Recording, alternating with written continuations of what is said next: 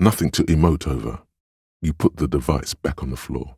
You have to intervene on behalf of the ethnic nation of love, equally of sun and lightning. First, calm her down. Tell her you've got everything under control, and then go have a boy's talk with God himself. Think you can do that, Lieutenant Double Euphrater Love? Really, Harry, you know in your lungs that true authority flows from institutions, not individuals. That's the single principle that separates civilization from barbarism. Also, Kuno hasn't stopped talking to you, even enjoys it from time to time. When you talk to the other one, it's like talking to a cornered animal. She only hisses and says murder was the case that they gave her. You have to intervene on behalf of the People's Republic of Love. First, calm her down. Tell her you've got everything under control, and then go have a boy's talk with God himself. Also, Kuno hasn't stopped talking to you, even enjoys it from time to time. When you talk to the other one, it's like talking to a cornered animal. She only hisses and says something about necks. You have to intervene on behalf of the International Lavatory Fund. First, calm her down. Tell her you've got everything under control, and then go have a boy's talk with God himself. You have to intervene on behalf of the Combined Ministry of Love and Education. First, calm her down. Tell her you've got everything under control, and then go have a boy's talk with God himself. It didn't get physical. She heard something she doesn't want to hear again. With how small these rooms are, wouldn't you want to break the wall down? She's seen it and known those who have been killed. You're still worried. It's very worrying. He's just trying to help. Don't take it bad. Relax. Her voice is really cheerful, despite her obviously hating you. Oh, it irks her. The incompetence. It feels like a Friday. He seems to be in a good mood today. It feels like a Friday. He seems to be in a good mood tonight. It's laughter. There, he's laughing again. There's profound consternation in his voice. You suspect it's about something bigger than your not having done the reading. He's thinking about someone, hard to say, someone dear to him. He's not accustomed to exposing his doubt like this. You made him self-conscious now. He's practically paralyzed. His words aren't really directed at you. He's wrestling with himself now. He's lost in his own thoughts. You wonder what silt you've stirred in the bottom of his soul. Saying it out loud makes him realize how foolish it sounds. There's something going on in there. But his innermost sanctum is still beyond your reach. They really have no idea how old you are, much less what it means to age. A note of real uncertainty in his voice. You've flustered the poor boy. Now he's got to say something. It's always that way. Beneath the crust of irony, there's a molten sincerity that threatens to erupt forth. You may witness it yet. He doesn't mean to show it, but the disappointment is plainly written across his face. Mark it. There's something sinister in that one. Ah, yes. The much maligned bean counters, ensconced in their think tanks and high-rises, believing they can save the world through a series of incremental, assiduously technocratic reforms. The delicate egos on these boys. Even though you're just some cop, they're desperate for your approval. He has the look of a man spread naked on the operating table. He can feel the cool metal of the scalpel, the bracing sting of the antiseptic, and yet his expression isn't wholly unpleasant. A part of him actually seems to enjoy the attention. Well, there you did it. You stung them. And to what end? That's sarcasm. He does not expect you to subscribe to radical communist periodicals. Another thing, these young men have the most exquisitely tuned insecurity receptors you've ever witnessed, like a river emptying into the sea. The discussion winds its way toward the character of the innocence herself. There is surprise in his voice, naturally, but Is that a note of excitement you also detect? And just like that, all trace of irony drains from his voice. Your partner's doing you a favor by pretending not to have heard your insane ramblings. Did he love it before they made him do it again and again and again? Well, that wasn't pretty. But you do seem to have taken the heat off Clausia for now. You're dooming a young woman in her hour of desperation. Stop. Before you do anything, consider the consequences. Have you thought about what this might mean for Clausia? It's your call. That's it. She's done for. Au revoir, Clausia. Do you not care for anyone other than yourself? Have you thought about what this might mean for Clausia? He sounds almost mocking, saying those words. Arrest me. Yes, this is just the sort of reasonable authority you're looking for. You will figure it out. Something tells you the person you're looking for is already on this coast. Perhaps your new friends in the tent might be able to help you. This sounds like something that programmer you met in the church might help with. There's fear in her voice. Good advice. RCM? I wish Kim was here. You've done this before. Just keep your focus. You know the answer to this. Oddly, you just do. He must feel vulnerable without his glasses. Is this why he's letting you take the lead? Do something? Break something? It's a fool's hope. It reminded him of his teenage years. Yes, that's the most important thing. Use that word. If you say, 2 days maybe, it will be etched in her mind forever. But he was just here. Alive. No. A day. There has been enough pain. He was just here. Alive. What are you still doing here? She needs time to be alone now. I don't want to. I don't want to do this. Too late. You ruined it. Just say it now. Too late. You ruined it. Just say it now. He sounds tired of it all. Please don't go. I'll even stop smoking inside. But he hasn't left yet. Come on. You know why. It looks like she doesn't want to pick it up, Harry. Stop scaring her. He accepts your apology. The saddest sound in the world. She looks devastated. He's trying not to think about how bad it could have been had the gun been loaded. Exactly.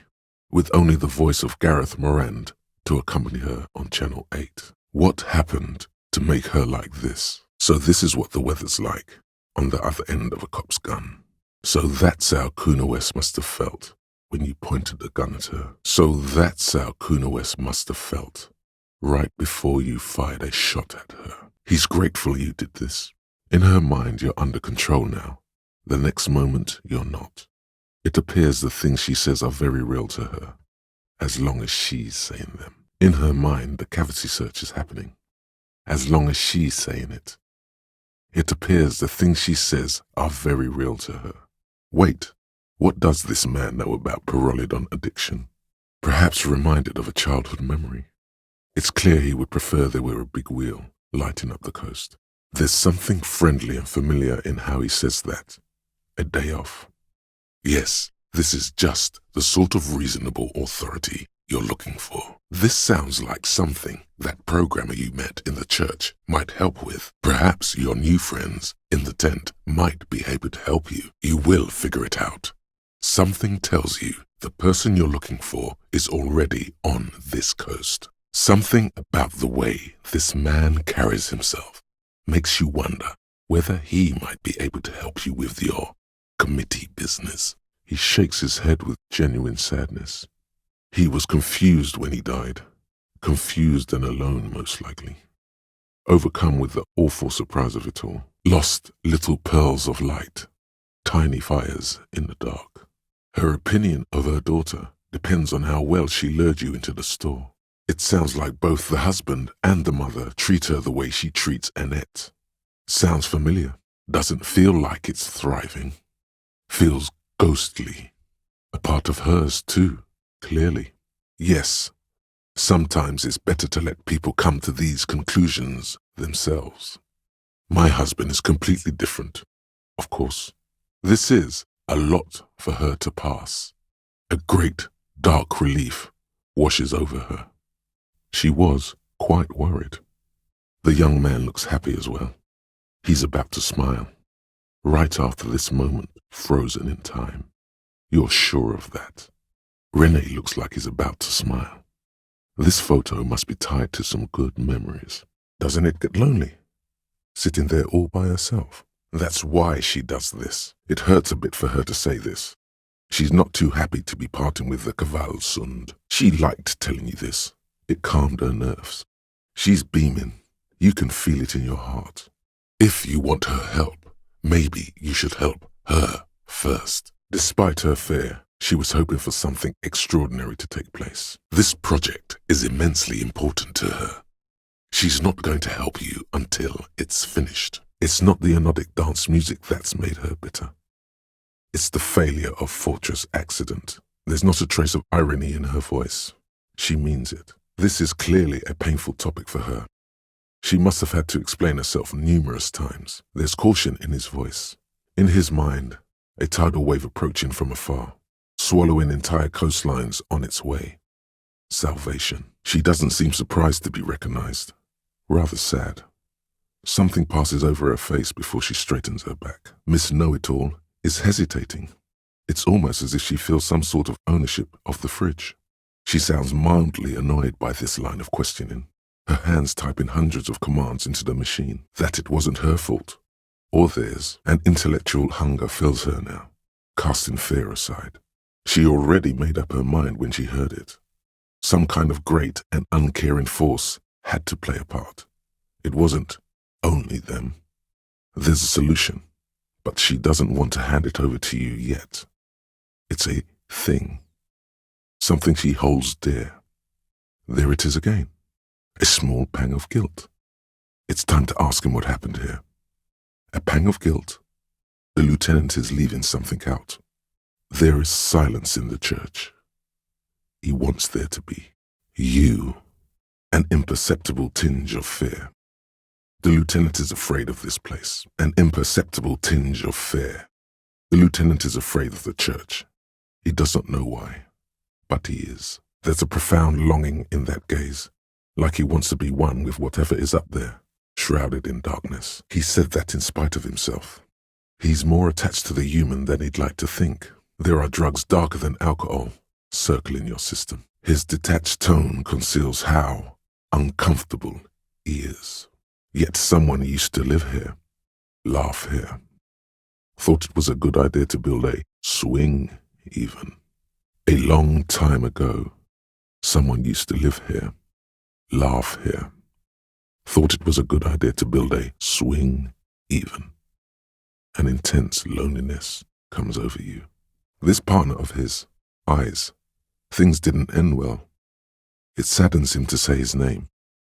Don't even ask. He wouldn't answer. Maybe some other small talk. Somehow, he doesn't want to dwell on it. He sounds a little worried. It's an odd habit. Poor things, poor things, poor things, poor things. The look in his eyes is a mix of the engineer-like interest and the wonder of a 6-year-old seeing a horse for the first time. He's thinking you've forgotten where you are again. The look in his deep blue eyes is as sincere as you've ever seen. Kind of makes you feel like an arsehole for no apparent reason. The white rectangle on your clothes might not mean an awful lot in Martinez, but the recognition from an authority figure made Leo's day. For a fraction of a second, there's sadness in his eyes. He really feels very uncomfortable discussing matters related to Everett with you. Despite his boastful tone, he's having doubts about something. But what? He remains honestly disappointed they didn't kill him. He's clearly happy about the tribunal. Maybe he doesn't believe the boys really had it in them. They're his boys, after all. He means it. If he's just boasting, then it sure doesn't feel like that to you. He's not worried. He's not scared of them. If anything, he likes them being here. Strange. He's been hurt too much in the past by men who aren't social democrats. Uncertainty belies his boasting.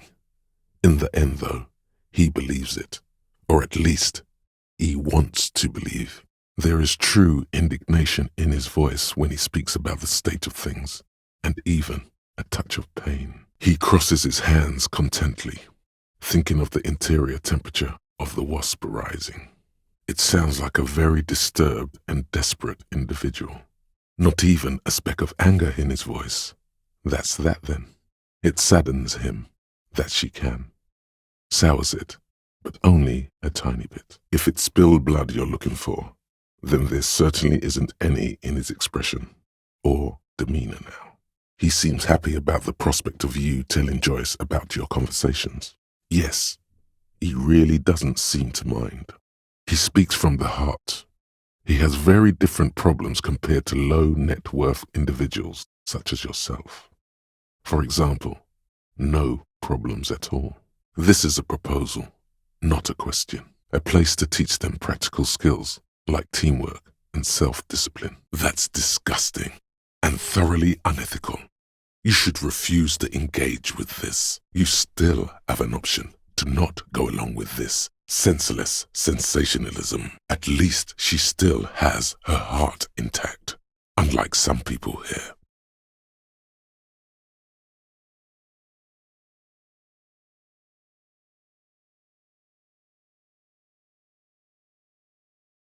Not just yet.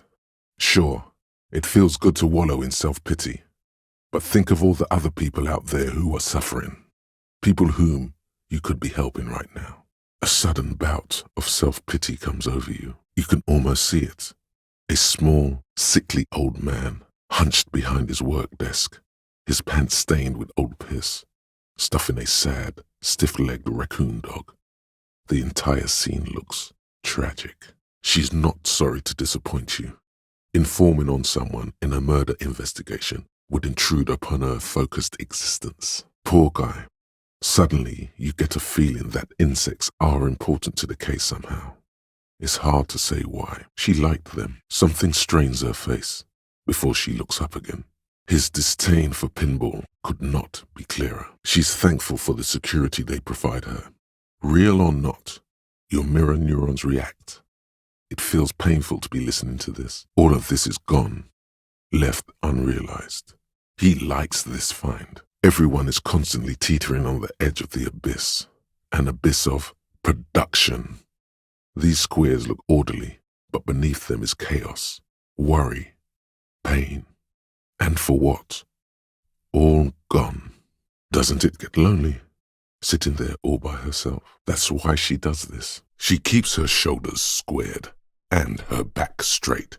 But it's clear, you're still making her sad. She avoids turning them to you. The weight is you and your hate. She's really sorry she made you think like that about her beloved aerodrome.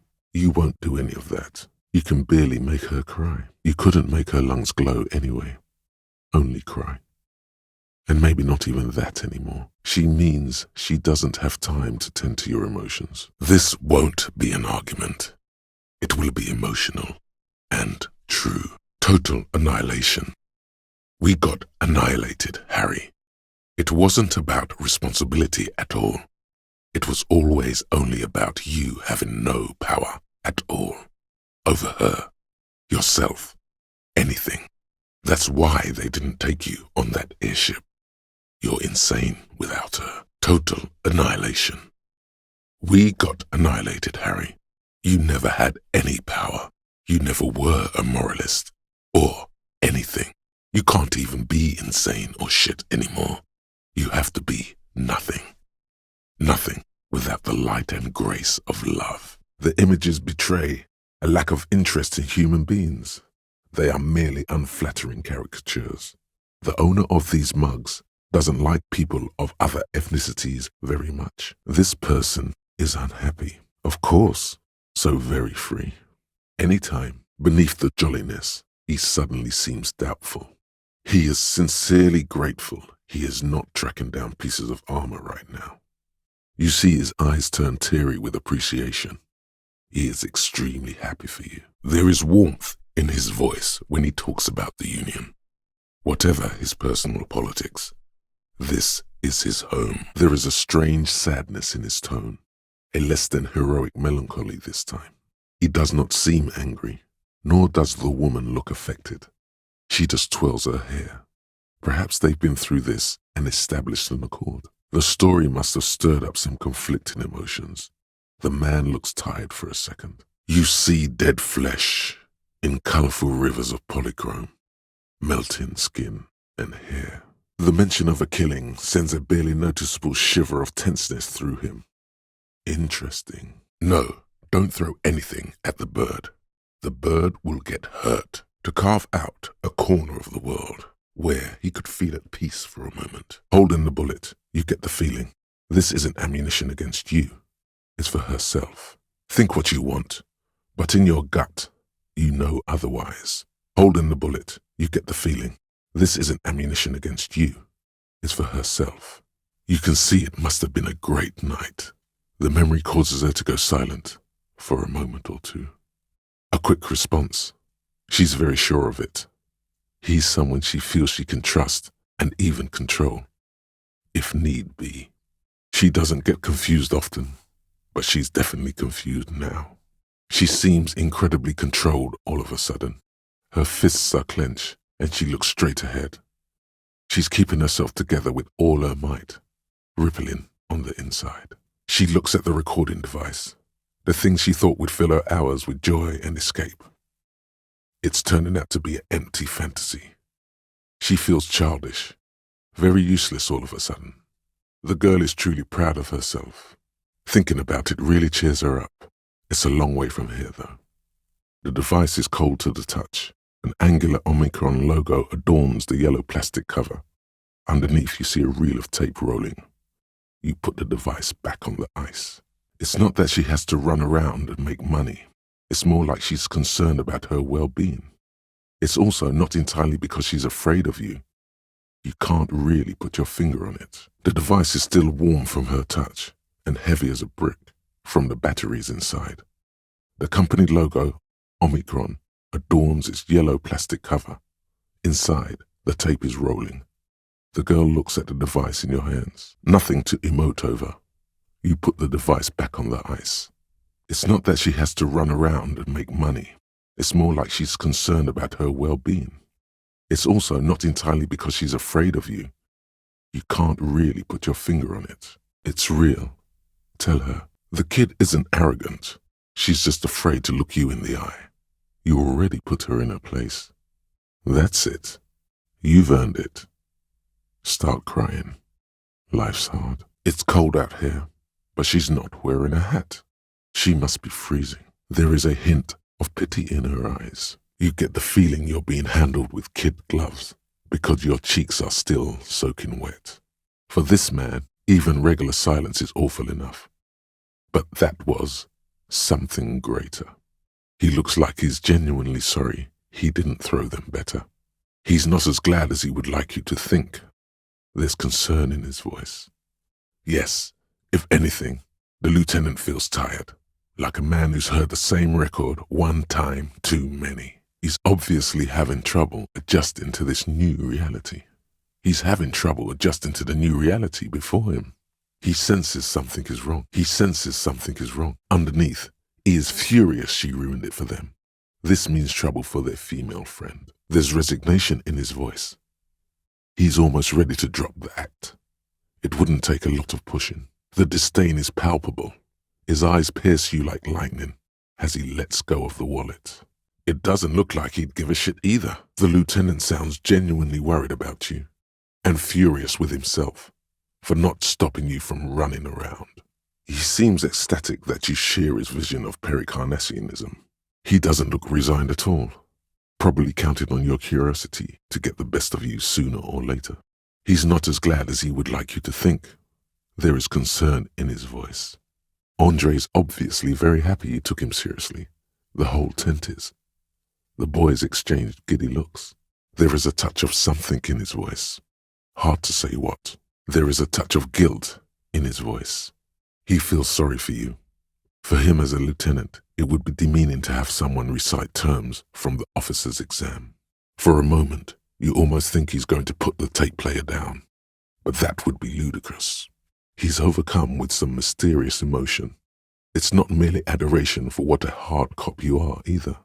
It's more. Could it be gratitude? He feels ashamed he can't be of more service to the future of dance music. For a moment, you almost think he's going to put his hand down. But that would be ludicrous. An innocent soul, unaccustomed to acts of wanton guile. A great excitement is bubbling to the surface within him. This is big. The young man drops his oversized head in shame. He is truly sorry he couldn't come up with a proletarian yell that would satisfy the great leader. He's been anticipating this moment for some time. Still, it doesn't make it any easier for him to say. Hold on a moment. Maybe now's not the best time to tell the lieutenant that the world is ending. The lieutenant is a rational observer of reality. His worldview can't accommodate this kind of thing. He's waiting to see what you do. For God's sake, say you fucked up, please. This young speed freak seems to know a lot about signs. Could he be the techno-tinkerer you're looking for? This young speed freak seems to know a lot about signs. Could he have the technical skill you're looking for? This young speed freak seems to know a lot about signs. Could he be the techno-tinkerer you're looking for? This young speed freak seems to know a lot about signs. Could he have the technical skill you're looking for? You suddenly realize the patience and respect this speed freak has shown you is partly because of your style. He's probably not like that with everyone. With wonder in his sharp eyes, he does not feel left out. In fact, he probably just wanted to say, hardcore, an off-handed sorry, if there ever was one. Caustic, overflowing with negativity. He's just scared. It's not easy for him. It probably took him years to get used to Andre. The young man is dead serious about this. There is fear there, but also curiosity. He just needs a reason to help you. This warmth, it makes you want to share your discovery with Kim. He trusts you for now. Try not to spoil it. Still, he doesn't trust you completely. A treat of this magnitude should not be enjoyed alone. Ouch! He did not like that. An old photo. Before life came and did what it does. Would it? Maybe it was simply curious. Why do communists love puerile insults? And they wonder why they're always being left out in the cold. He's sorry for you. The lieutenant would rather not have you rummaging around, looking for the lights in his vehicle. The lieutenant fears this will lead to fiddling with the delicate, folding headlights on his motor carriage. They're dear to him. The threat has passed. He is thankful it has passed, and that he's gotten to keep both pens. It's unjust, that's why. He can't even get to that thing anymore. He really likes that name. It actually does. You've offended him. Strange. Why does it make you so angry? He's not mad. That smelly mess of paper in your hand is making him worry about the well-being of his own paperwork. That's all. The contrast feels chilly. Inappropriate, even. That must have been one hell of a conversation. This was important to her, when it was still hers. No, stop. He wouldn't do that. No, not even the old you. No you would do that. So he says, but his gaze lingers a moment longer on the rule book than is strictly necessary. He could make time, if he really wanted to. Ignore the mock umbrage. Now he wants to prove it to you.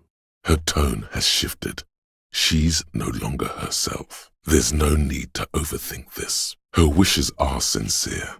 You can take heart from that, at least. For some reason, it's the Social Democrats she sounds most exasperated with. She speaks of them like a family member she's abandoned hope of ever maturing. In other words, it's a fundamental part of the RCM. So you probably shouldn't ask her any questions about it. He's right. This was your responsibility. Whatever her misgivings about the coalition, the fact is that you've summoned an aerostatic with your voice, an achievement she never thought she'd witness. The speed freak is right. The responsibility is yours and yours alone. There's no turning back now. There is so much you wish you could ask. Your efforts have bought you some time.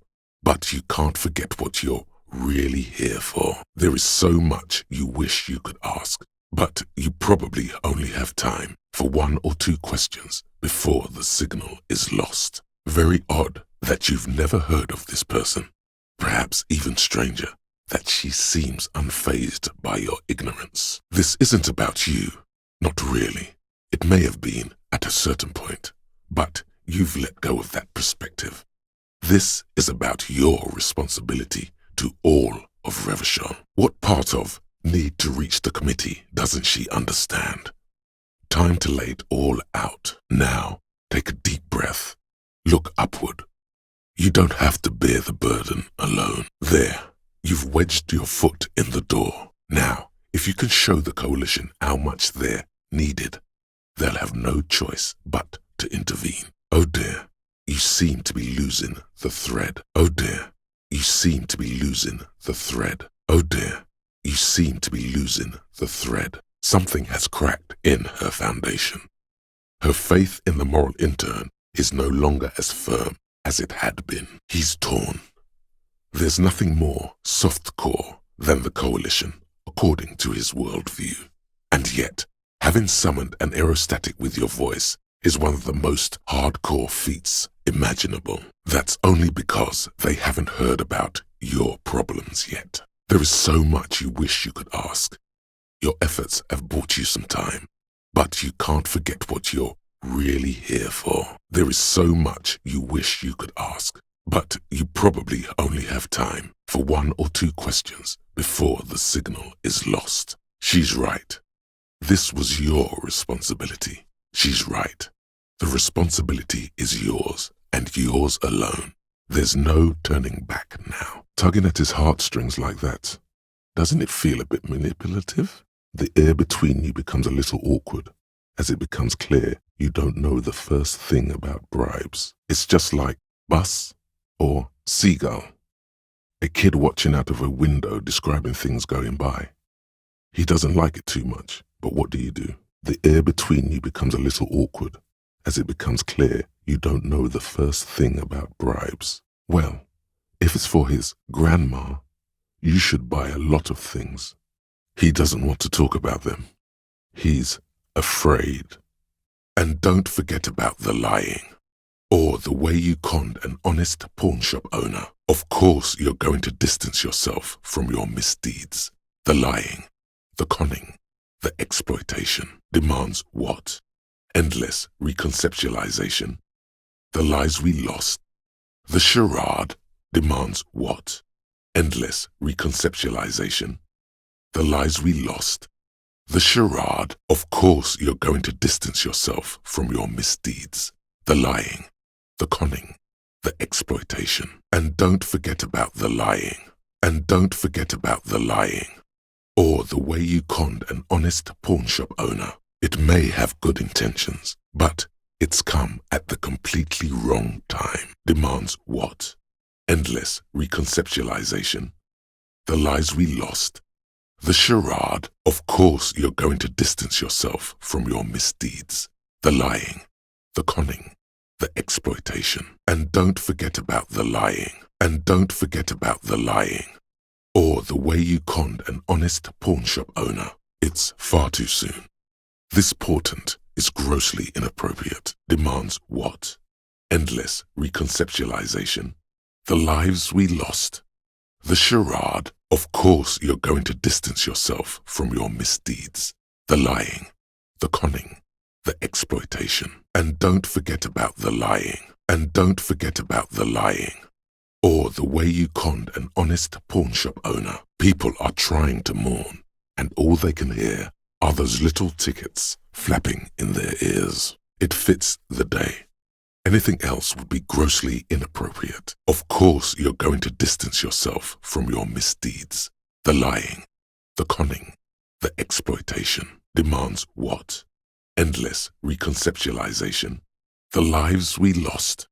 The charade. And don't forget about the lying. And don't forget about the lying, or the way you conned an honest pawnshop owner. Its color really doesn't fit in with the mood right now. People are trying to mourn. And don't forget about the way you conned an honest pawn shop owner. And don't forget about the way you conned an honest pawn shop owner. And don't forget about the way you conned an honest pawn shop owner. And don't forget about the way you conned an honest pawn shop owner. And don't forget about the way you conned an honest pawn shop owner. And don't forget about the lying. The smile on her face has disappeared, replaced by the weary aspect of a cornered beast. She seems to derive some bitter pleasure from this strange thought, as if the past will one day wipe the present away, like a tidal wave approaching. He's worried, but not for her, for you. What is it about this woman? If she's not connected to anything, nostalgia. Cooped up in the cabin, shaking, terrible nostalgia. For yourself, for humans. It's too much to bear. She loves it. There is nothing more to do now. She's far away. Usually, he says it with derision. But to you, he seems to say it as an actual greeting. You sense slight embarrassment for the outburst. Or is it pride? Impossible to tell. Looks like he got his adrenaline up, too. Oh no, not too happy. In his eyes, an unfamiliar longing. Flecks of brown and gold. Ease into it. Don't go too far. This seems like a personal matter. Behind the laugh, however, a touch of sorrow. That all the beans you got, Tommy? Damn, it really is hard to talk, man to man. The realization that you've used his friendliness and goodwill for your own ends. Push Tommy and it will break his heart and his spirit. Don't expect you to be pals. He's seen your kind before. As a lorry driver, he's familiar with every addiction, compulsion, and self-destructive habit known to a man. There it is again, a little touch of sadness beneath his cool. He thinks he's spent too long in this lorry. Just like that, he slips out of your reach. It is possible the yelling didn't help. Maybe the full-on, direct approach wasn't correct. Damn, it's tricky business looking into someone's eyes and not doing it wrong. Perhaps it would be a good idea to show yourself some of that empathy from time to time. Just a suggestion. Carry on now. It's not a lie. It's something else. Impossible to say what at this point, but there's something in him. Some trepidation. And he's sorry he couldn't be what he wants to be. A good person. His last line, his revenge on the world. So that's what that emotion was before. It was wishful thinking. He's clearly relieved. He's relieved. He cannot believe it. The lieutenant is too tired to be cross with you. He just wants to get back to it. The lieutenant is too tired to be cross with you. He just wants to go. Dead. Because of me? Dead? He can't say it. Today? Tomorrow? Ever. He still is. Hoping. It's just wishful thinking on his part. Not trickery. It's more him. All she can see are vague outlines of a great winding down. The doldrums. People killed, but no great transitions of wealth. It makes her feel old, and something else. Something you can't put your finger on. From the looks of it, the 50s haven't been much better for the zone of control. You can see it in her eyes. Days slipping away. She's not gloating.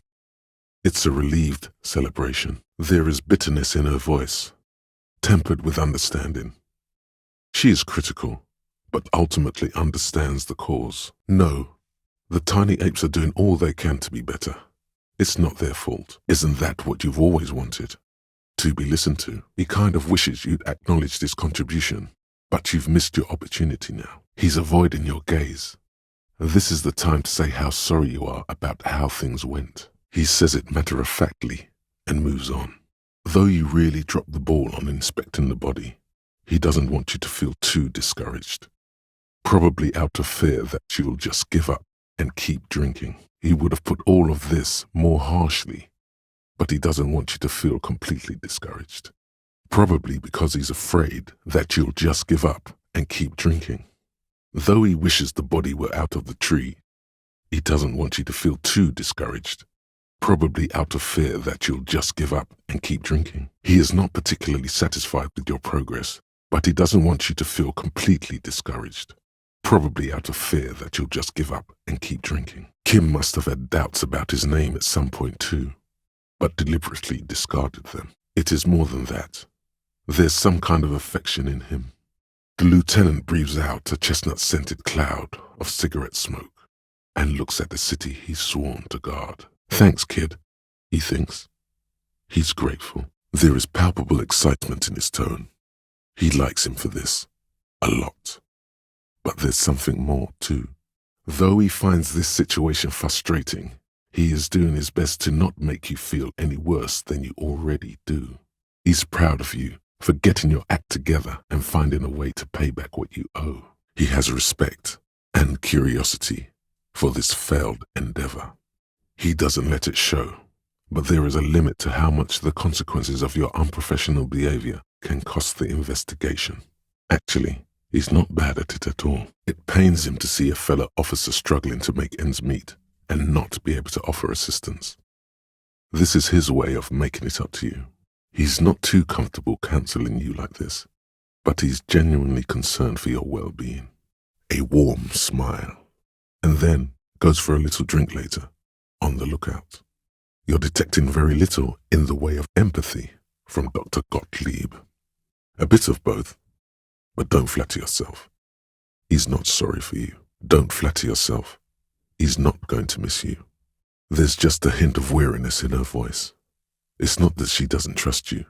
She just wants to be thorough, so as not to create extra work for both of you.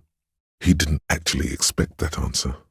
Her voice is resigned and weak. Some poor sod was trying to eat his pudding while you were screaming, spit flying, imitating the mercy shot right next to him. Spat some in his food. I don't think he touched it after. That's where you step in. You're Lieutenant Love, matchmaker extraordinaire.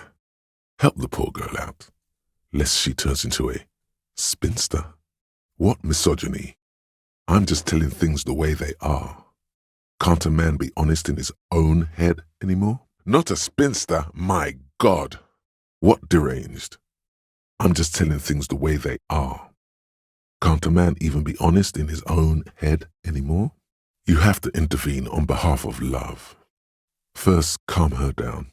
Tell her you've got everything under control, and then go have a boy's talk with God himself. Think you can do that, Lieutenant Love?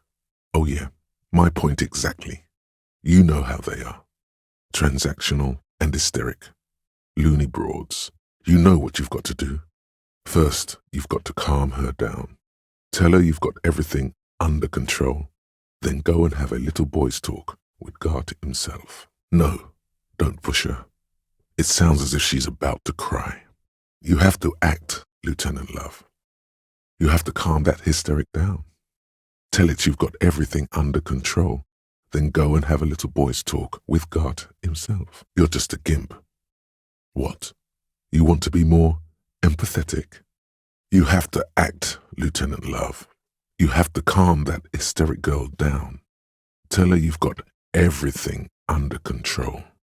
And then go and have a little boy's talk with the man himself. Of course, so much more love. But now, react. There's genuine sadness in her voice. It's on. The love quest is on. Too late, everyone. It's on. Take it to God now. You can hear resentment in her tone. She's not thrilled to be talking to you again. Yes, you have obviously done something to upset her at the Whirling in Rags, when she was still working there. No, she doesn't have a problem with you. It must be someone else she's angry about. Some other guy. Like God. Trust me, you wouldn't want to be the guy here. You know how it is.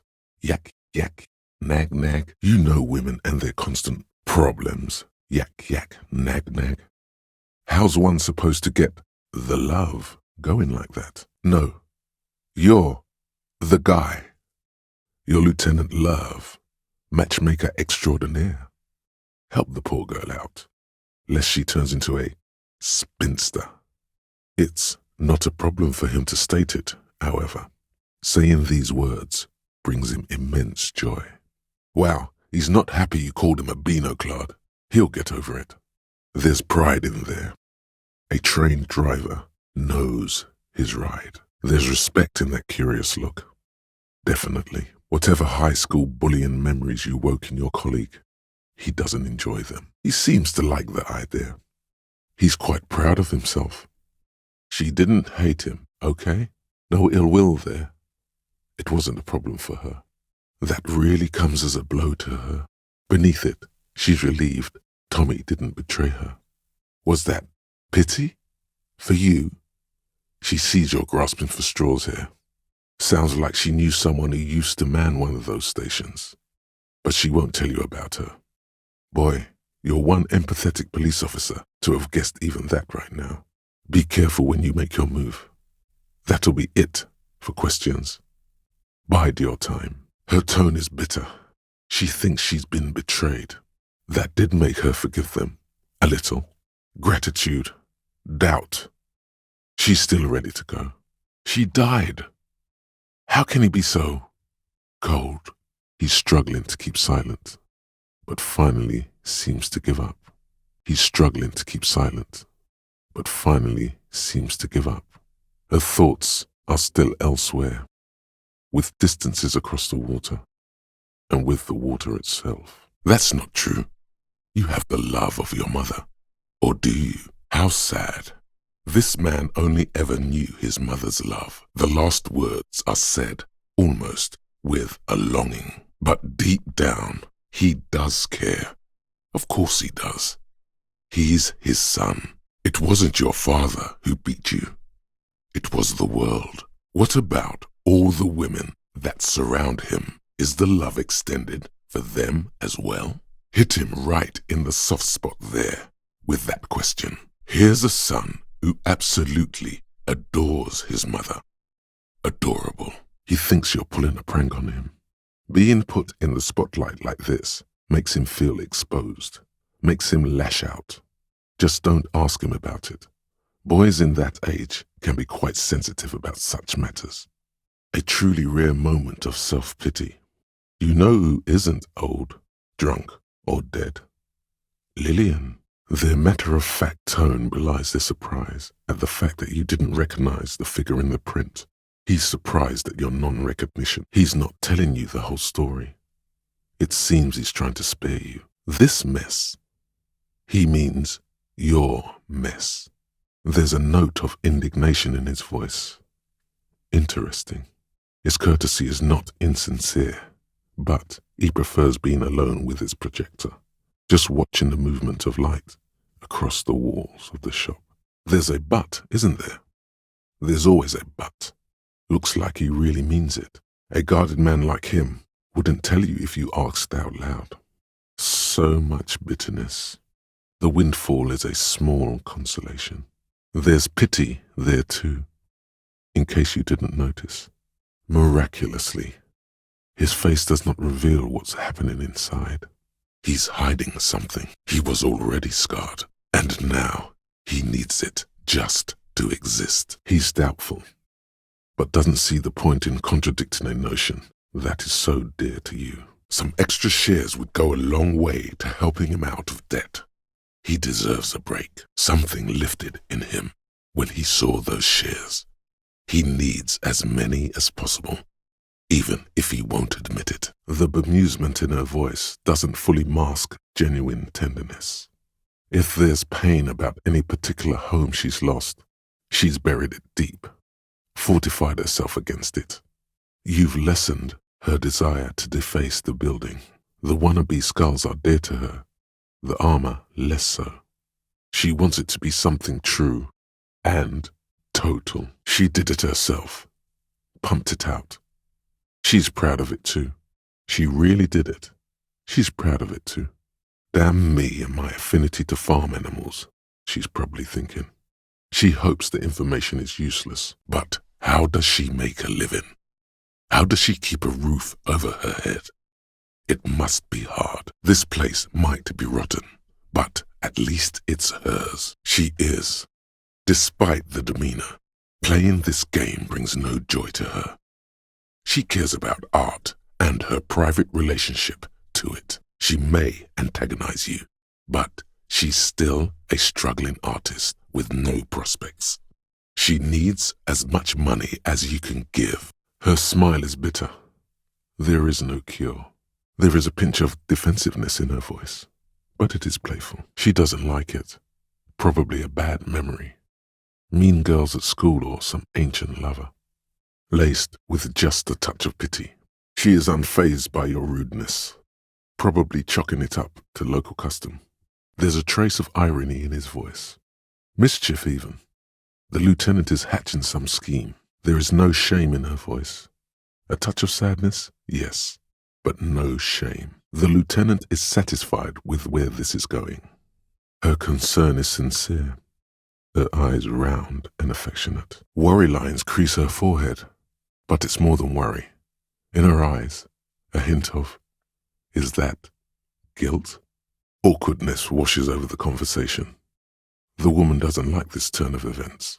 She's trying to conceal her excitement, but the slight glimmer in her green eyes tells you otherwise. She wants to answer the question. Protocol keeps her from it. She understands what you're trying to do. Ask for money. But shame is contagious, and she doesn't want to offend you by saying it out loud. She's surprisingly nonchalant about this. If anything, your finally asking it has relieved some of the tension. She's surprisingly nonchalant about this. Could it be that she somehow knows more about your predicament than she's letting on? You don't know how you know. It's not written on her face, nor in her voice, but she had sympathy for this man. Your response does not inspire great faith in the RCM. She has no excess of emotions for this cadaver. Has she seen dead bodies before? It's likely. It could go this or the other way. Maybe if you're tactful, it could be beneficial. A strange equanimity has overtaken the lieutenant. He's just going with the flow now. Easier that way. It's clear the village has already grown dear to her. Strangely so. Why did she come here? With longing. Clear and simple longing. Strange. Why does she want to go there? Oh no, she's sentimental all right. Oh no, she's sentimental all right. Why would she come here otherwise? Does it matter? Her mind's made up. It has been for some time. The choice was whether to tell her this, and you've already made it. His arm rises for a second, as if he's about to put it on your shoulder. He doesn't, but the intention was there. Despite his words, he's not really sure whether to be annoyed with you or not. Are you not afraid it'll kill him? This is good. It pleases her. There's turmoil in there now. But still she keeps it in check. Look who's defensive suddenly. She was worried for a moment that she's overplayed her hand by not sharing info sooner.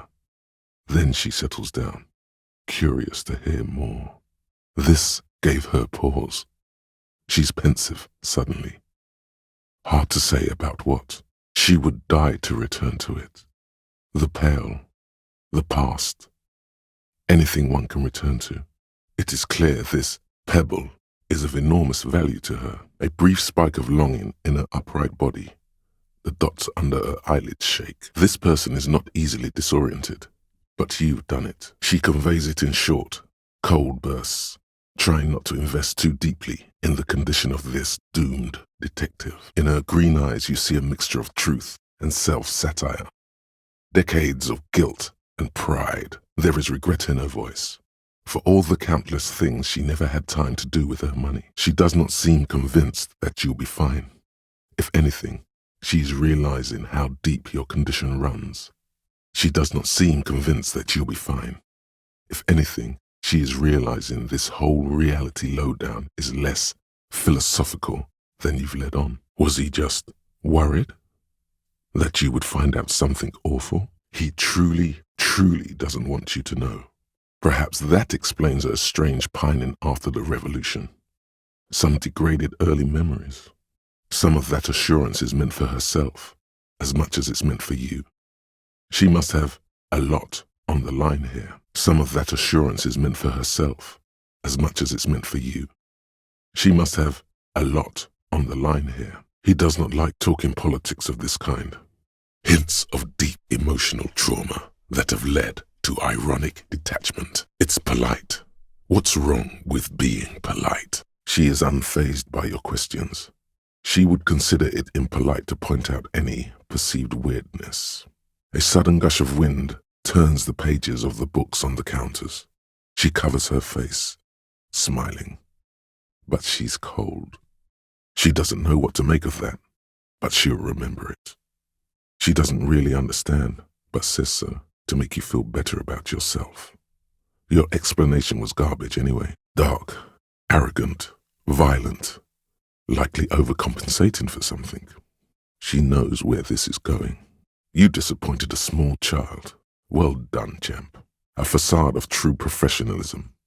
He is far more intrigued by the situation than his poise reveals.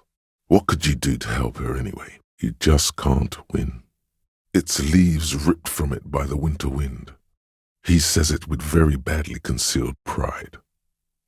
He's still avoiding your gaze, and his ears glow red. He's downplaying his excitement. The lieutenant is more than happy to show off his precious carriage. He's clearly a little protective of his tools. But what can you do? Work is work. He sounds worried, yet ready to assist. This is how people get when the police call. He finds comfort in the thought.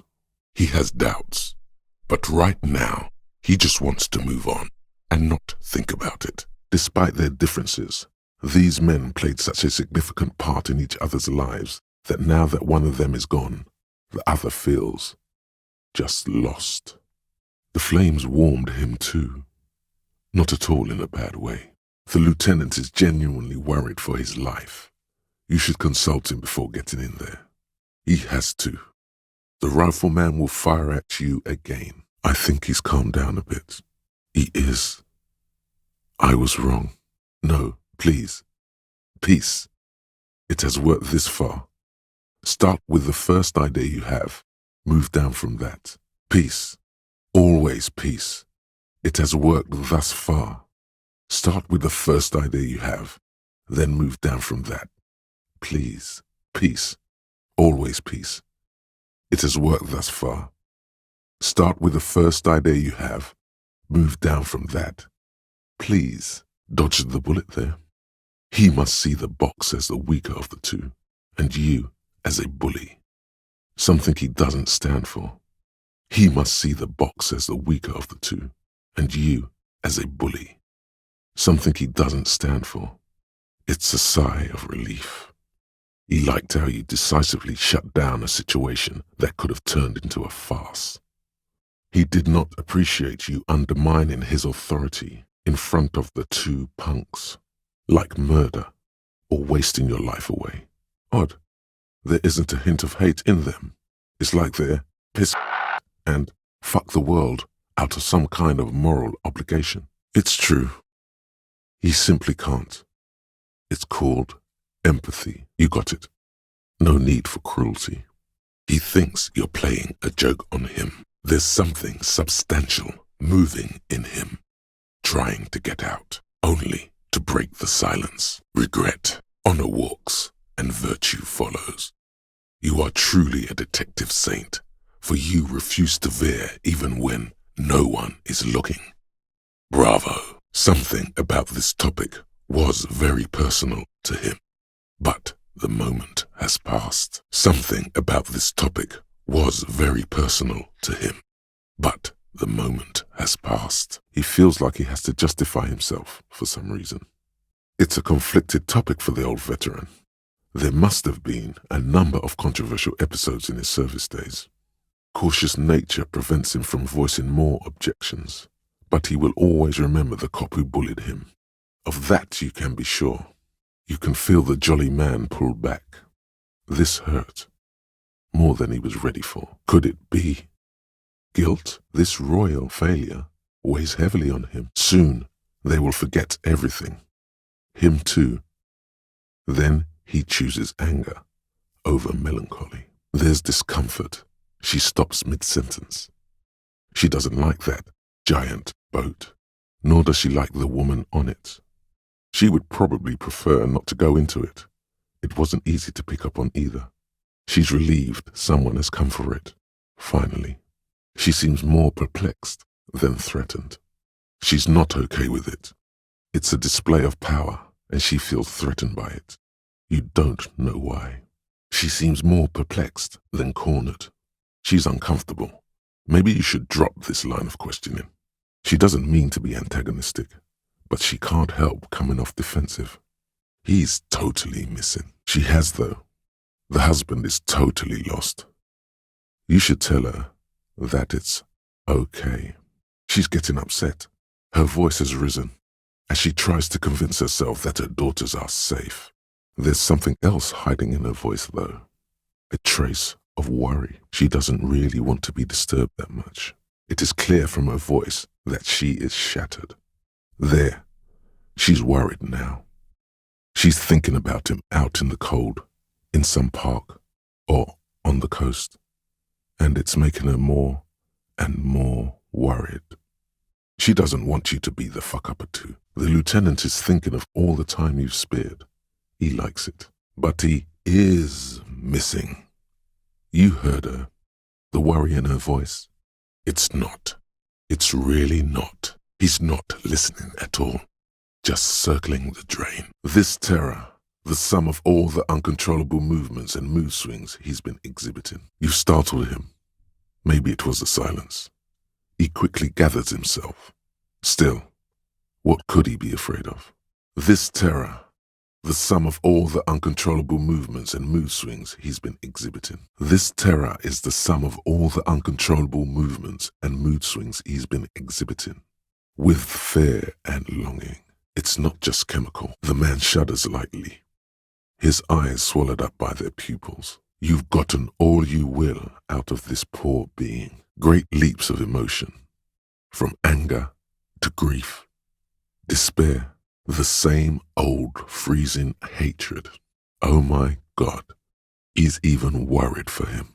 He was worried for him. He seems relieved. Could he have been worried for him? It doesn't look like he is.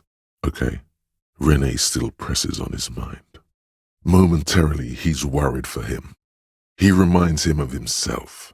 The same hatred. The same. You try to think of another thing, but no, it's just the hatred. He reminded him of himself. The same hatred. The same. You try to think of something else, but no, it's just hatred. Perhaps, but his seems more than that. The inner turmoil takes unexpected turns, as if forced on him in a way. He does not look worried, yet. He has that do what you have to do expression, with a pinch of don't hit yourself again. He seems tender suddenly, nostalgic even, a strange mood swing. He looks at you as if you're a malfunctioning machine, thinking, do what you do. Maybe even a pinch of hit yourself again. On her, a brief flash of terror, a bitter taste on his tongue. Good luck, Harry, she thinks. You need something good for this. While he stands here and rots, like laughter, a sort of happiness, in some kind of strange, semi-catatonic state. It's too late now. The stimulus overloaded it. It's passing, like an extended moment or a gallstone. Something stirs in the insect as you begin to back off. It seems to also take a step back. Something tells you the next time you engage and disengage, it will probably flee. He is very disappointed you didn't warn him or plan it with him. Kuno can't believe how bad he is without a camera. In this situation, the binoclard would be superior in every way. Kuno can't believe how lame he is without the camera right now. Should have stolen one. A real cop would have one. There is a sadness in there. Or is it in you?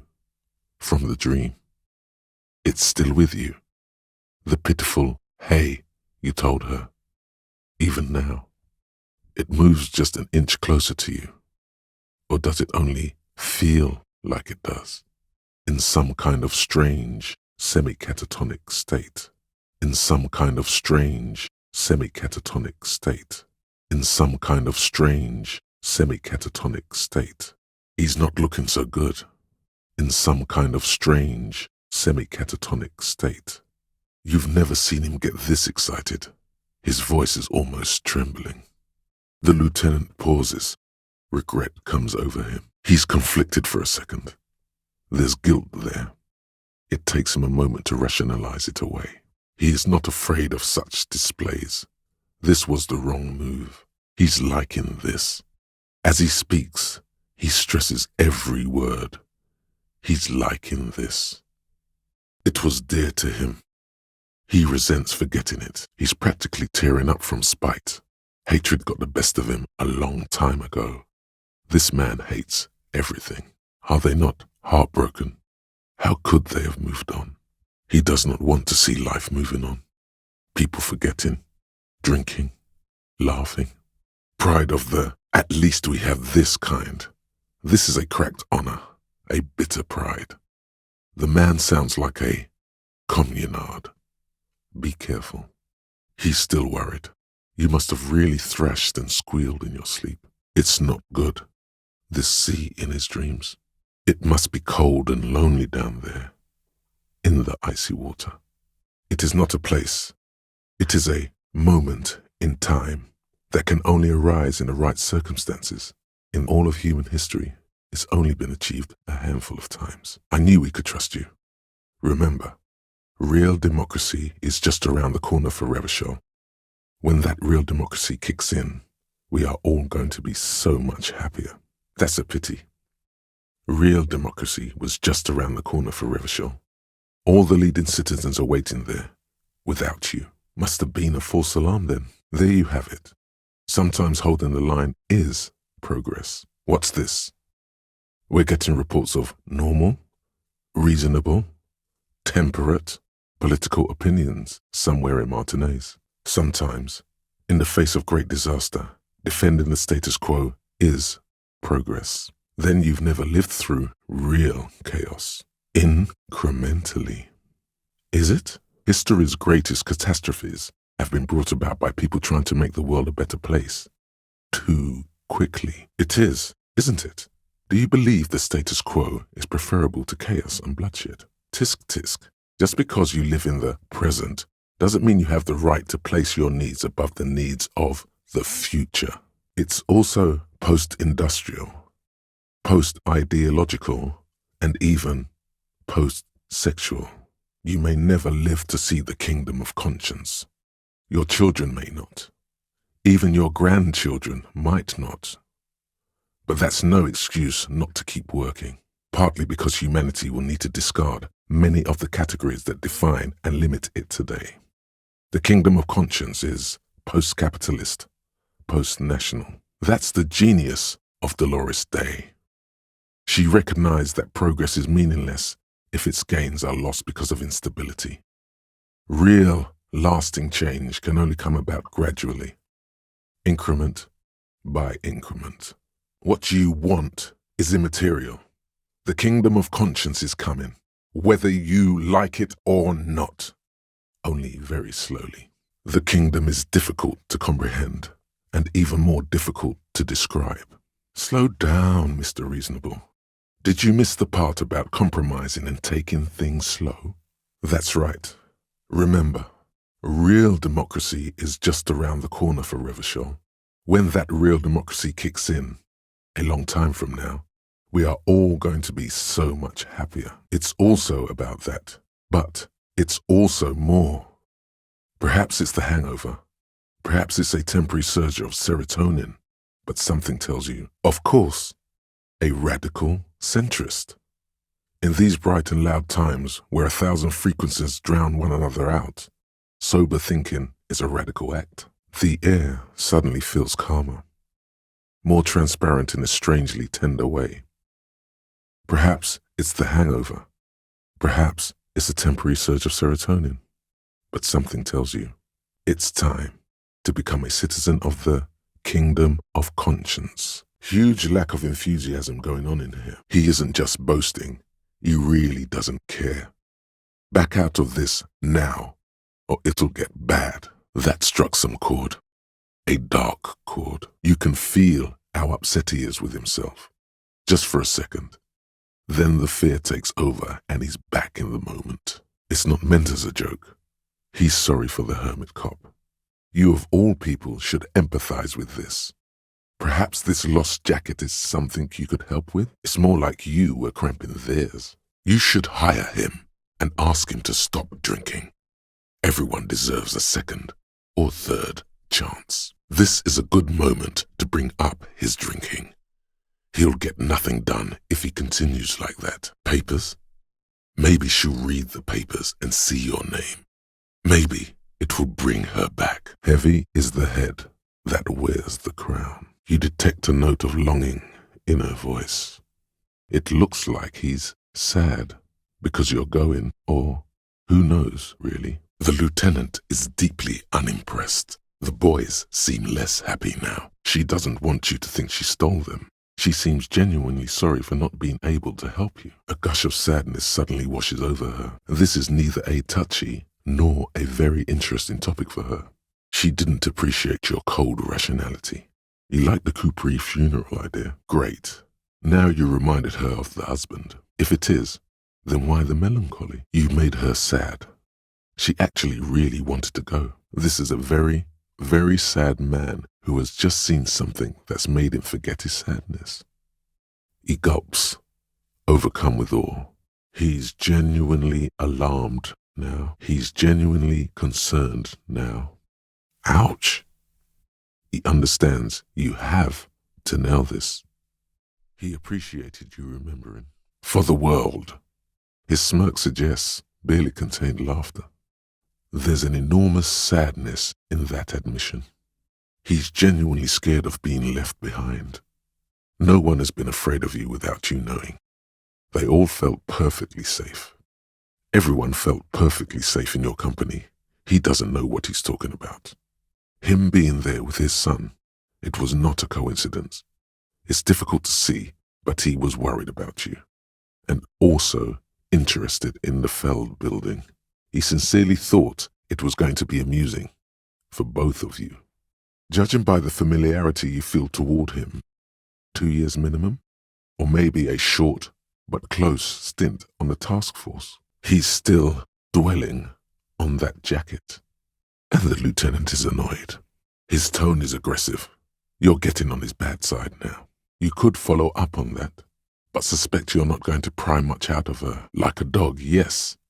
Loyal and dependable. He's not dissatisfied with you, but with himself. She's not telling you all she knows.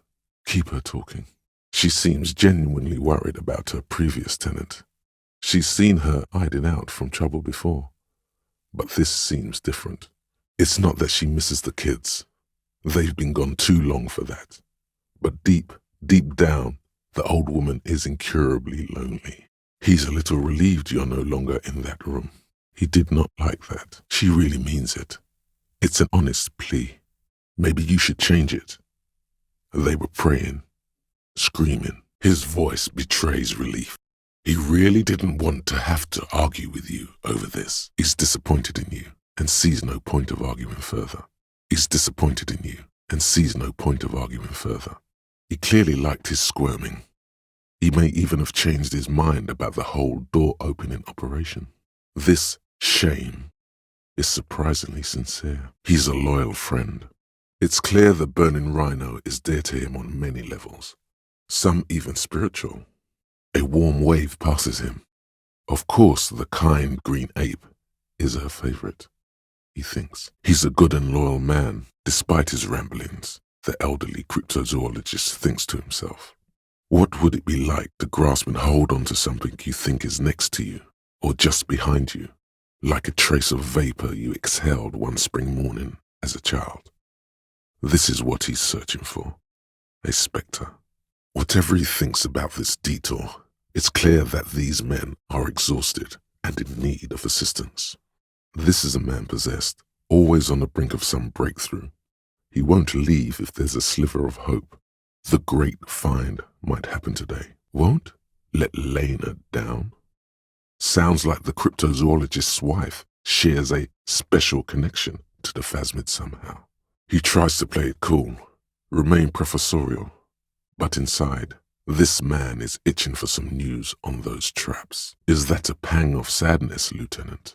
He's still glad his friend stood up for him. He doesn't want to say it, but this is unusual. Gary's been to the jungle with him, to places way more challenging than the coast. Why so eager to go home? A sigh. She doesn't think you'll need it. How do you expect to assign la responsabilité if you won't apologize for your own mistakes? This sounds like something that programmer you met in the church might help with. You will figure it out. Something tells you the person you're looking for is already on this coast. Perhaps your new friends in the tent might be able to help you. This isn't the end. There may yet be someone along this coast who can direct you where you need to go. This isn't the end. There may yet be someone along this coast who can direct you where you need to go. You aren't going to get out of this with evasion. He appears completely at ease, like a common holidaymaker. Yes, this is just the sort of reasonable authority you're looking for. It's barely noticeable, but he might be a bit annoyed at your rudeness. Then he lets it go. More important matters need tending to. This is the first time you detect a weariness in the lieutenant's voice. It is obvious he would have preferred for the body to no longer be in the tree. His disdain is clear. This man would not use such an expression otherwise. He does not actually think it was a good joke. There's a hint of defensiveness in his voice. Even this minor act of rebellion is important to the lieutenant's self-construction. Maybe this is why your chest feels so hollow. You did an awful thing, and you can't even bring yourself to acknowledge it. He is glad and surprised to see an officer who can appreciate the less than spectacular. Fortunately, he is a committed officer of the RCM. He'll only use his powers for the good of the investigation. There is a sudden, harsh edge to his voice, like he's tired of hearing about your personal affairs. It is not from a purely tactical standpoint. We are not ruling out that the lieutenant had a little rebel phase in that past of his. He's glad to have shut down your question. That's where his conversations with himself take place. Maybe this is why your chest feels so hollow. You did an awful thing, and you can't even bring yourself to acknowledge it. Great regret washes over her, a wending cloth. If she could, this woman would feed and clothe you and every other sad, lost person on this earth. There is no bitterness in her voice. She accepted the curiosity her condition inspires a long time ago. She really would have rather had the pin back, but she doesn't want to make you feel bad. Your advances haven't thrown her off one bit. In another place and time, she would have probably welcomed your attention. She really would have rather had the pin back, but she doesn't want to make you feel bad. I'm just a poor woman, she thinks. What do I know of these things? And how can I help you? She really would have rather had the pin back, but she doesn't want to make you feel bad. There's a note of disappointment in her voice that she can't quite suppress. A faint smile tells you she appreciates the effort, but at the moment her mind is on more serious matters. Her smile is weary. Her earlier ebullience has left her. She asked about you because she's afraid to hear about the traps, but that's what she really wants news of. It's always a challenge to describe the person you know best in the world. She'd just started forming memories, real memories, not the billowy haze of infanthood, and she could get up and walk right into the reeds on her own, into the mud, anywhere. I'm just a poor woman, she thinks. What do I know of these things? And how can I help you? A terrible sting in the heart. Regret. You haven't, however.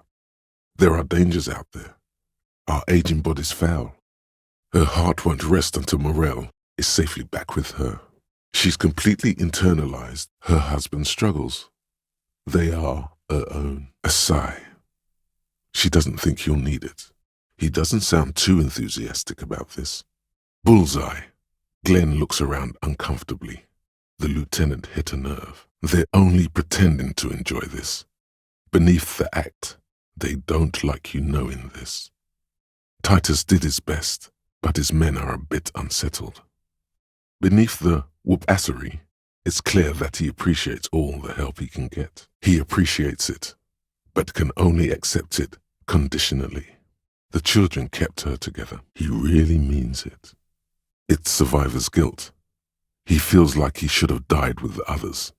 He may kill himself if he doesn't find a new purpose, or else go on in this way. Not dead, but not really living either. Take it easy on him.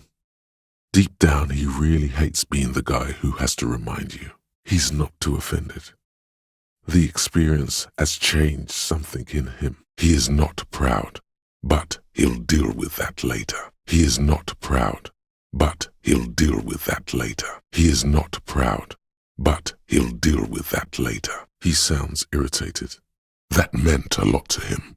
Felt good, didn't it? Okay, this is a good chance to start fresh. Just forgive him. See how it goes. See? That meant a lot to him. Felt good, didn't it? He's done a fine job too. Though he's spoken of the place dismissively before, the hostel is actually very important to him. It's as if he can't decide whether to be angry or relieved that it was you. Again, he means it. It's not just boasting.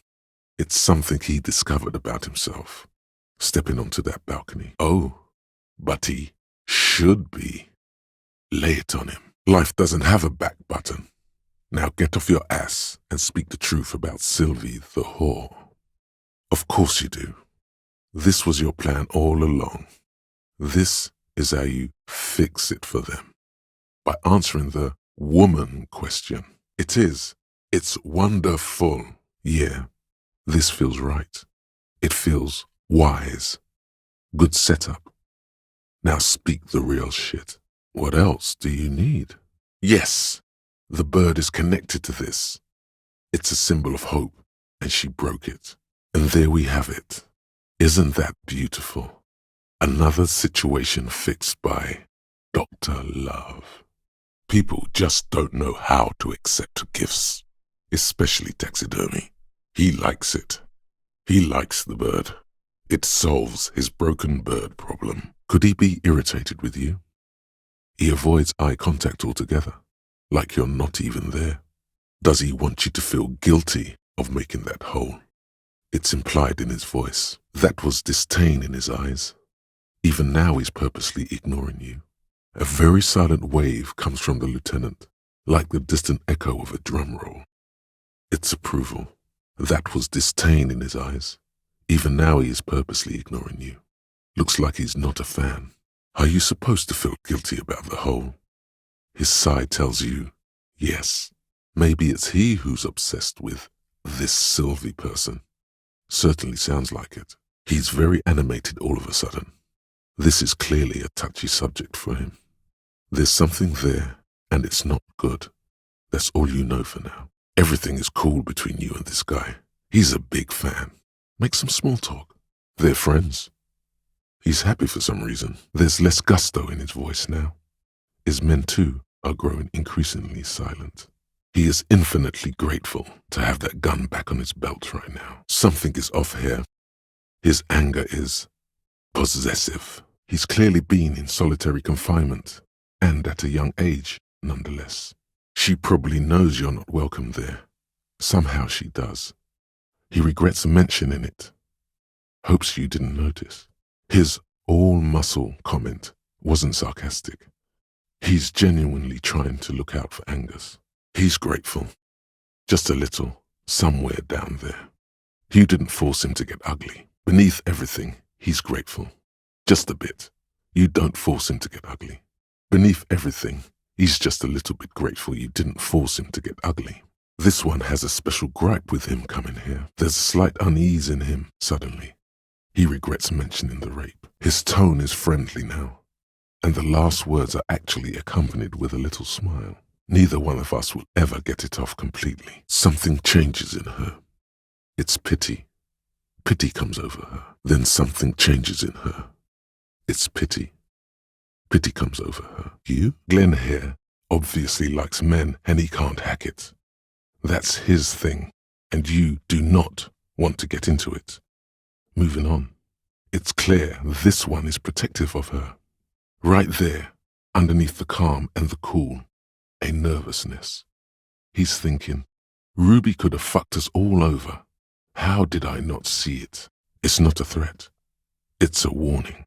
He's trying to protect you from further rough handling, dished out by this sunglassed man. None of this is great news for him. It's a mere second, but it feels like you saw something. A gram of compassion in that sadness. Why is Goldmouth mean to him? Something is wrong. It doesn't look like he's succeeding. He doesn't think she did, or at least he hopes she didn't. Right now, he's grateful he hasn't gotten his brother into this mess. Don't be foolish. There's greater things at stake here than your pride. What are you doing, Harry? You better hope there's someone else around who can help you get in touch with the coalition. The shrug is disingenuous. He's intrigued, if only for a moment. The shrug is disingenuous. He's intrigued, if only for a moment. It's said without aggression, as genuine advice. It's said without aggression, in good trust. He's not bothered by your eccentricity. He seems genuinely intrigued himself. You will never be able to experience it the way she does. She's even a bit sad about it. Then, the feeling passes. He really hates the Hardy Boys. Laying off speed for a few days hasn't changed that. Titus ignoring him doesn't help either. There's a lump in his throat when he thinks of Glenn, lying on the plaza mosaic, bleeding. Here it comes. The last one is the worst one. He only deals with it by drinking copious amounts of 8% beer. The lieutenant grimaces looking at the machines. So that's why he doesn't want to talk to Kuno. Trauma and stressor disorder from being a juvie cop. Wow, Kuno's about to take pity on you. That's unexpected. Wow, the kid's name must be Kuno, and he's about to take pity on you. Tough he may be, but this image left a mark. Asking for something, even asking to come along, doesn't come easy for him. Look, this might be his only way out. Wow. He did not take that rejection well. Wow. He did not take that rejection well. He doesn't have anyone in the world.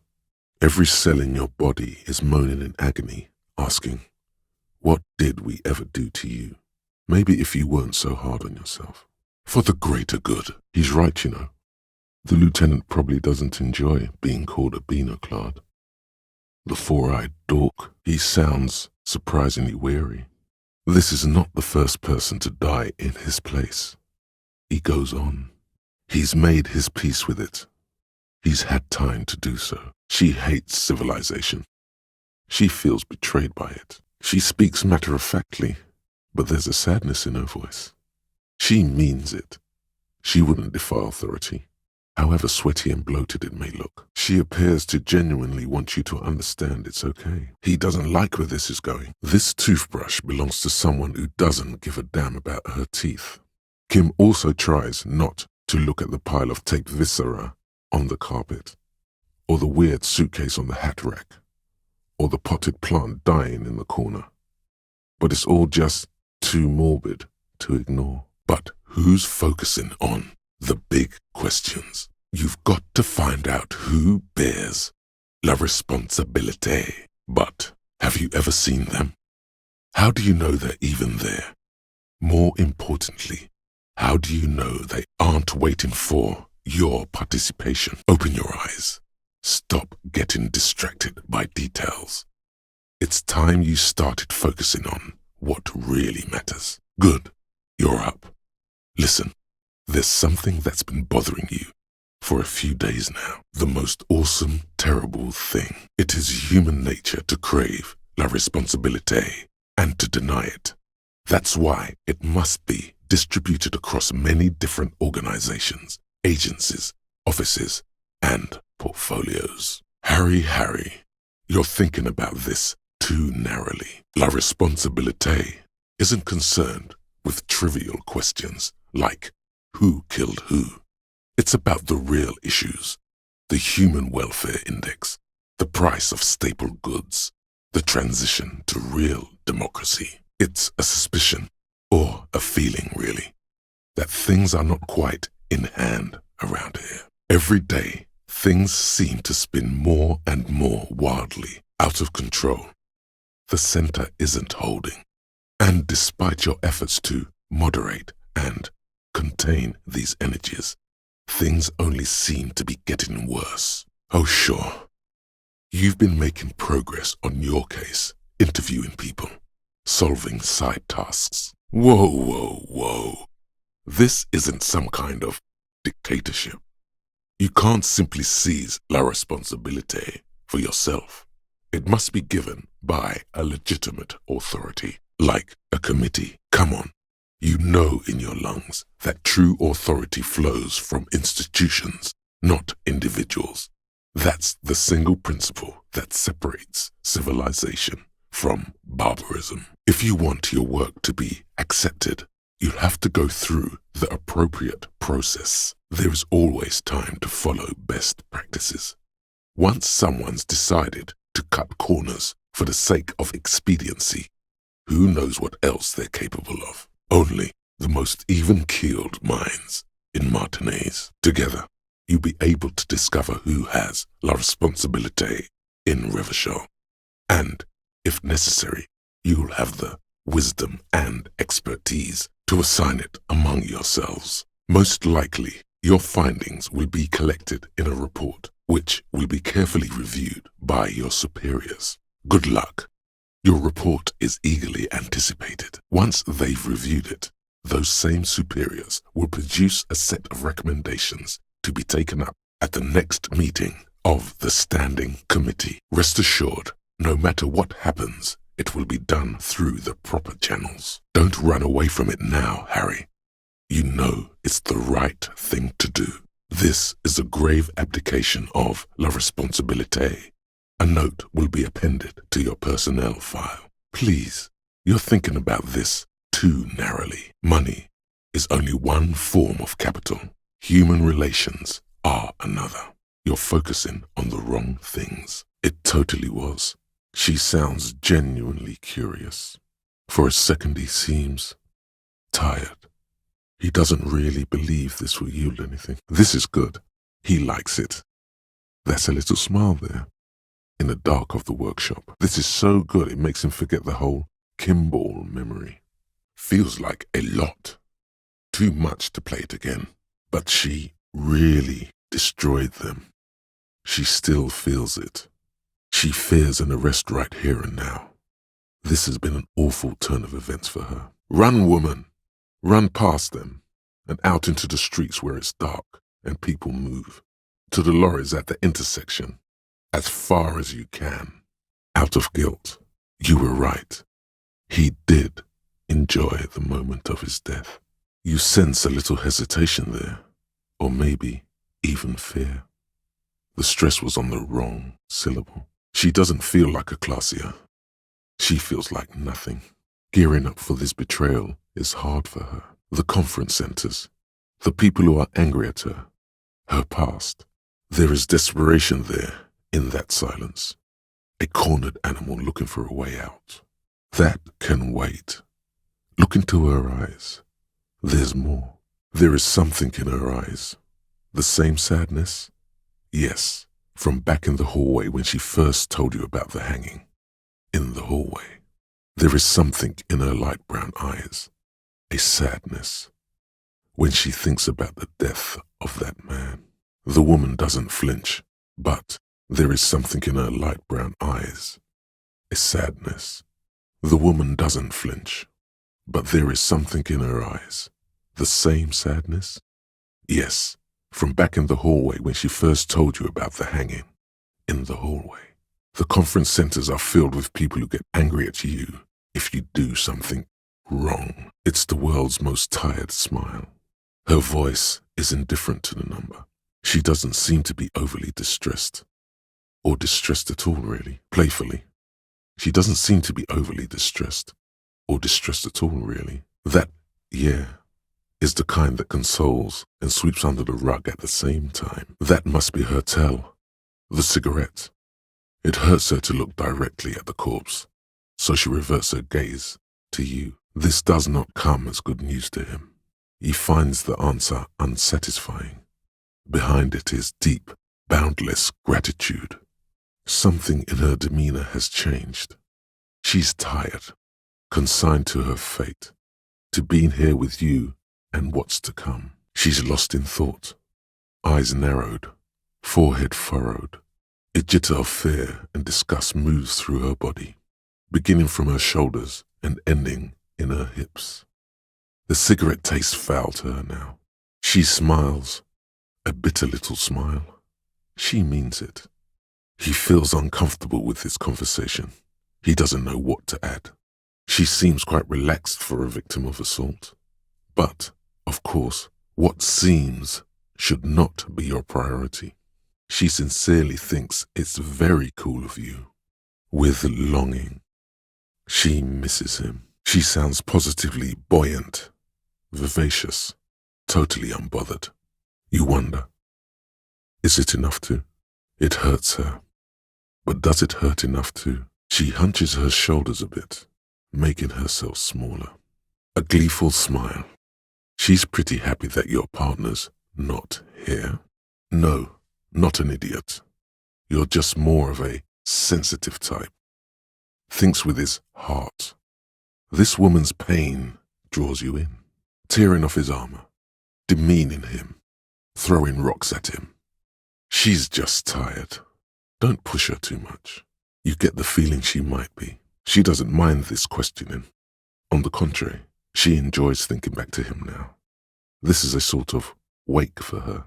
She is not at all worried the tape will contradict her statement. She's clearly sensing something, a spike in testosterone levels, perhaps. She agrees. When he said he was done, and done mentally, it didn't sound like a joke. Sounded like a deeply troubled man.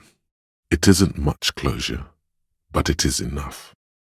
She is ready to talk about him now. This does not surprise her. Here it comes. Mercy. Real as anything. On purpose. It's not Kuno. It's Kuno-S. This is what it all comes down to. He needs you to take him seriously now. She won. You were too pushy last time. Think this through. Try to really understand the psychological bond Kuno has with Kuno-S. Just look. While Kuno has no problem being near you, she always hides behind the fence, afraid for her life. Like she's done something very bad. Some things are too awful to dwell on. The Nakkis and Runkaris might be some kind of defense mechanism. He's on your crime scene, bossing you around. And he's been here for some time too. This is where he hangs out. You have to get more out of him. He could be useful. What's going on? He's an ungovernable youth on your crime scene, throwing around incendiary language, trying to push your buttons. That went wrong. He took it as a compliment. Then he had a minor seizure. Normal is not what we got here. You've got to work with what you have for now. Smelling weakness. She loves it. You have no idea what to say now. You're just going to have to try to change the subject. All in all, Kuno respects madness. You cannot hope to outdo her on that front. You must win yourself a few minutes with him alone. Kuno-S is by far the worst of the two. Kuno has no problem being near you, but the other hides behind the fence, afraid for her life, like she's done something very bad. Also, Kuno hasn't stopped talking to you, even enjoys it from time to time. When you talk to the other one, it's like talking to a cornered animal. She only hisses. And then there's the fact that she's a girl and appears to be a little younger, certainly smaller. And yet Kuno is afraid of her. What's up with that, Kuno? She came up with that psychopathic scheme of screaming for help before. Kuno just wanted to talk to you about his name. Kuno S was the one who wound him up and directed him. He's whispering too. He's going with it. But watch what happens. This is it. You've got him. But be careful. You can still fuck this up. Don't make Kuno look bad in this. She understands what you're trying to do. You did it. They're separated. He's even turned his back to her so she can't read his lips. Wrong move. But he's whispering still. You haven't lost him. Just don't mess up again. Or you will. There are no guarantees here. That's it. You let him off the line. That was a bad, manipulative thing to say.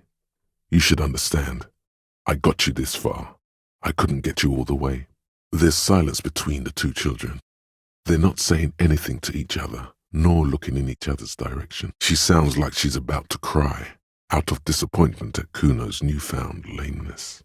Kuno is actually a little interested. There's more to his distrust than being a pig. He feels threatened by something obscure in you. What that is, however, remains a puzzle for now. There's a touch of grief in there, a small lump forming in his throat. In truth, Kuno doesn't really believe there's anything you can do to make up for this. The damage is irreparable. She tries to bind their fates together. She needs him. Bad. He looks slightly confused, but proud he came up with that retort. But right as he's getting distracted, you hear a malevolent hiss from behind the fence. He seems glad someone understood what he was going for. But right as he's getting distracted, you hear a malevolent hiss from behind the fence. The boy knows he has an addictive personality. Admirable insight for his age. He lays the names out there with pride and precision, like cards on a table. Right when he's getting distracted, there's a malevolent hiss behind the fence. He's having the time of his life. Total ecstasy. Fuck the pig. She understands. The battle for the control over Kuno is a battle of madness against madness. For the time being, her madness has proven less potent. This pleases him. He's disappointed by your change of heart. You're a little bit closer now to understanding this kid. He means it. He really does want to calm down. A little. But don't expect anything to change. She continues to be here. All due to you being a coward and not shooting her. The contempt is thick enough to cut through with a knife. He regrets it the moment he says it. Beneath the mirthless exterior, the lieutenant is amused, although he does not actually think you blew it wide open. The lieutenant doesn't understand what's happening right now. You're twisting at your tie, looking sweaty even by your standards. He needs to say something. I doubt, perhaps, it would be unprofessional of him to be sure of himself at such an early stage of the investigation. The lieutenant doesn't understand what's happening right now. You're twisting at your tie, looking sweaty even by your standards. He needs to say something. There is real, palpable excitement in his voice at the prospect of it not being a giant. He doesn't actually think it's interesting that the boots have disappeared. It's just sad and unprofessional. You knew it because you inspected your ledger. The lieutenant is relieved you know the protocol. The lieutenant is quite surprised you managed to come up with an adequate case number. Try not to bring the incident up anymore. There, dead man. You were someone's child. It's all over now. This is clearly what they've been waiting for, ever since the autopsy began. The lieutenant is trying to make it as boring as possible. Working so close to the fumes coming from the corpse must be hard. You realize suddenly that the lieutenant has been barely keeping it together these past two items. Between the stench of death and a never-ending corpse examination, he's under some stress there. Better not to poke. The lieutenant's admission has caused great gratitude in Kuno. He is silent with it. He is deep in thought, eyes fixed on the bright red ring around the dead man's neck. He's thinking, did I miss something? See? The corpse doesn't care if you try to take his boots. He doesn't need them. He's probably glad to get rid of them. Quivering with awe. She is disappointed. trapped, entangled in this world, all because of the continuously appalling marksmanship of law officials. You left him hanging on an aces high. What is wrong with you, you sharp-shooting arsehole? You're sure this has not affected his impression of you in a good way. What was that? Was the lieutenant just impressed by your unintuitive guess? He's not actually sure of that. He's just being tactful. Underneath the curdled meat there is an expression, not carried on his features, but below, inside, an expression of pleasure. This man was experiencing joy at the moment of his death. He could come up with at least 4 more reasons why not to trample on the roof of his sports model motor carriage. He feels bad about it, about his eyes mostly, just having bad eyesight, probably from a young age. Whatever you do, do not console him. He feels bad about it, about his eyes mostly, just having bad eyesight, probably from a young age. Whatever you do not console him. Didn't shoot me. There is sincere disappointment on her face. This kid was expecting pandemonium and release from her mortal coil. This isn't mere boundary pushing. There is a true suicidal rage in the kid as she's provoking you. He's definitely not impressed by the way you're handling it, but he doesn't hold it against you either. He's supportive like that. He's enjoying your little failure. He finds it amusing. He's reveling in sweaty rage on your face. His eyes express a rare condolence. Then he picks it up. Whatever he may feel in this moment is locked away deep inside him.